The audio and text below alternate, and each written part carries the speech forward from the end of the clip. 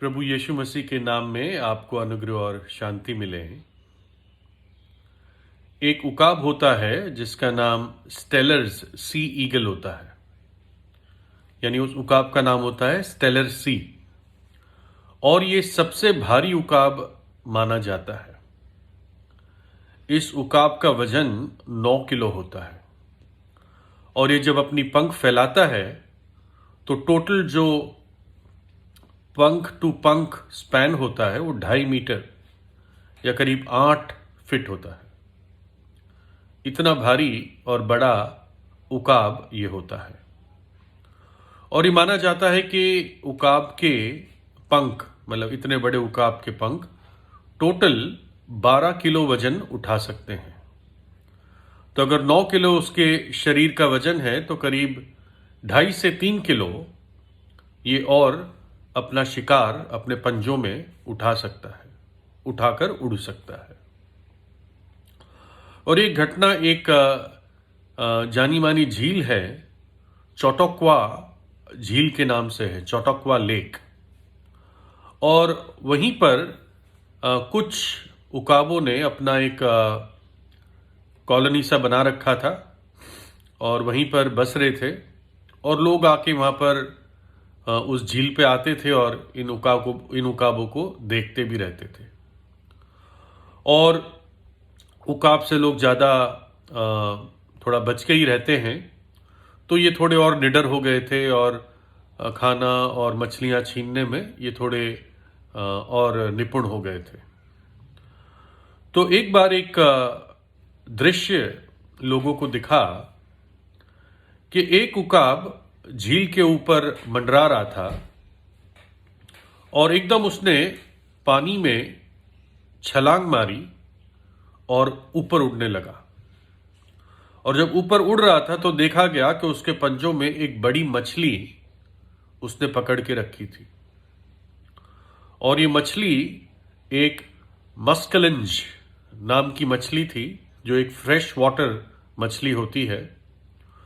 और ये मछली करीब 2 फीट से ज़्यादा लंबी थी और करीब 4.5 किलो की ये मछली थी। और दोनों के बीच में बड़ा एक कश्मकश सी हुई।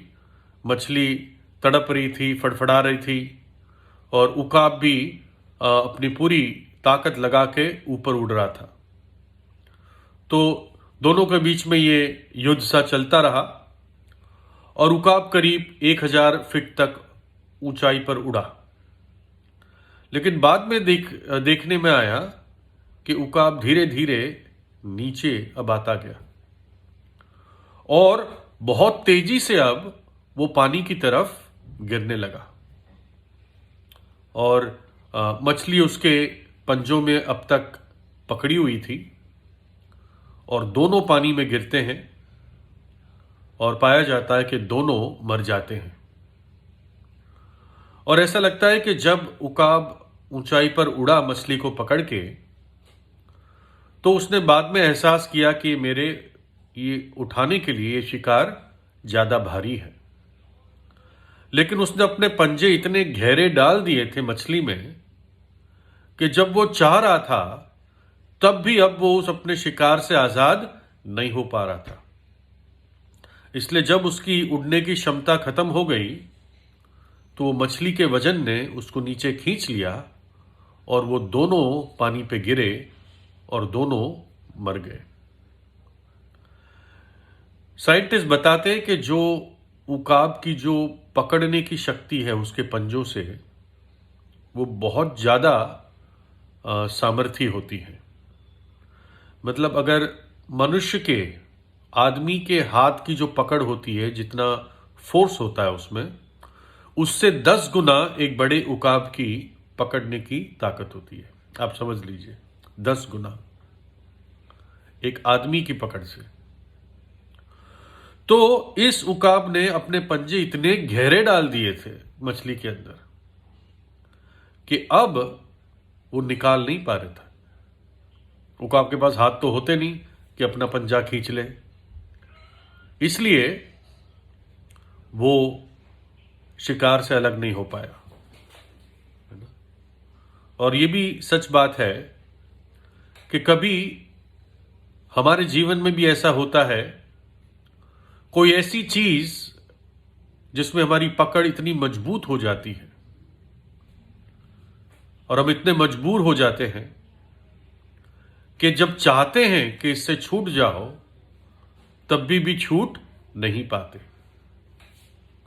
और ये चीज मनुष्य के नाश का कारण होती है, वैसे ही जैसे वो उकाब का नाश हुआ। कुछ लोगों के जीवन पाप में इतने गहरे हैं कि वो अपने जीवन के लाइफस्टाइल को ना बदलना चाहते हैं ना छोड़ना चाहते हैं। वो जानते हैं कि ये गलत है, लेकिन वो पकड़ इतनी मजबूत है, पाप की पकड़ इतनी मजबूत है कि वो छूट नहीं पाते।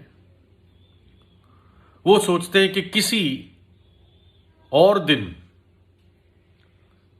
हम अपने पापों से पछताव कर लेंगे, किसी और दिन एक अच्छे जीवन का निर्णय ले लेंगे।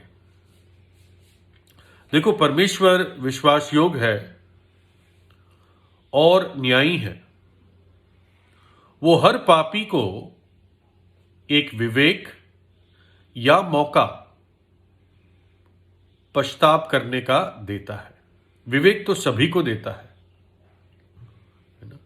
वो हमेशा पछताव के लिए मनुष्य को कायल करता है।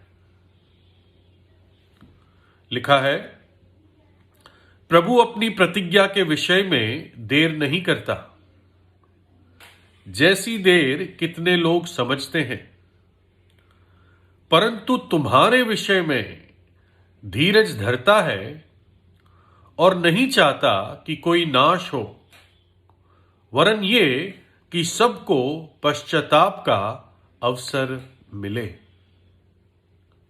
परमेश्वर चाहता है कि सबको पश्चाताप का अवसर मिले, कि सब पश्चाताप करें अपने पापों से और पापों को छोड़ दें।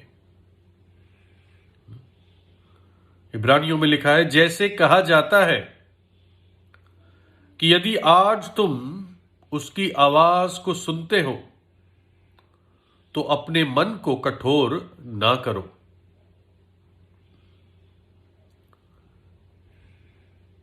लिखा है 12 अध्याय में, ऐसा ना हो कि कोई जन व्यभिचारी भक्तिहीन एसाव की नाई अधर्मी हो, जिसने एक बार के भोजन के बदले अपने पहलौठे होने का पद बेच डाला।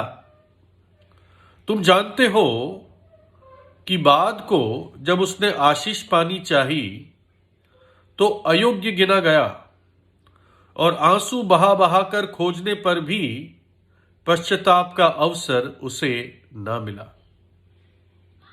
इसका अर्थ क्या है? इसका अर्थ यह है कि ईसाव नाम का एक व्यक्ति था। उसने परमेश्वर की बातों को, चेतावनियों को, आशीषों को बहुत हल्का जाना और वचन बताता है कि वो व्यभिचारी और भक्तिहीन था। और उसको जब मौका मिला था, उसने मौके को, अवसर को तुच्छ जाना। बाद में उसने पछताव करने की कोशिश की आंसुओं के साथ, लेकिन उसको फिर मौका नहीं मिला। वो मौका चला गया, वो अवसर चला गया। तो ये आपके हाथ में नहीं है कि आप जब चाहो पछताव कर लो। परमेश्वर कहता है, आज वो उद्धार का दिन है, अभी वो नियुक्त समय है जब आप अपना संबंध परमेश्वर के साथ ठीक कर ले। मेरा एक कॉलीग है जिससे मैं बात करता हूं, वो कहता अभी समय है, मैं जीवन के आखिर में अपने पापों से पछताव करके परमेश्वर के पास लौट कर आऊंगा। 72-73 साल का हो चुका है, फिर भी कहता है जीवन के आखिर में आऊंगा। 2 सर्जरी हो चुकी है ना? लेकिन पाप के जीवन से अभी भी पश्चाताप नहीं करना। उस उकाब की तरह अपने पंजों को पापों में अटका के ना रखना। पाप की दलदल बहुत धोखेबाज है, नीचे खींच लेगी। अपने पापों से पश्चाताप करो और प्रभु यीशु मसीह पर विश्वास करो, जो धर्म बनाने नहीं परंतु पापियों का उद्धार करने के लिए आया। कलवरी के क्रूस पर उसने आपके पापों की सजा अपने ऊपर ले ली ताकि आपको सेतमेत मुफ्त में क्षमा कर सके। वो एक जीवित उद्धार करता है, एक जीवित मुक्तिदाता है, क्योंकि वो मृतकों में से तीसरे दिन जी उठा और जीवित है, इसलिए आपकी प्रार्थना सुन सकता है। विश्वास से उसके पास आए, अपने उद्धार को और मुक्ति को के लिए देरी ना करें।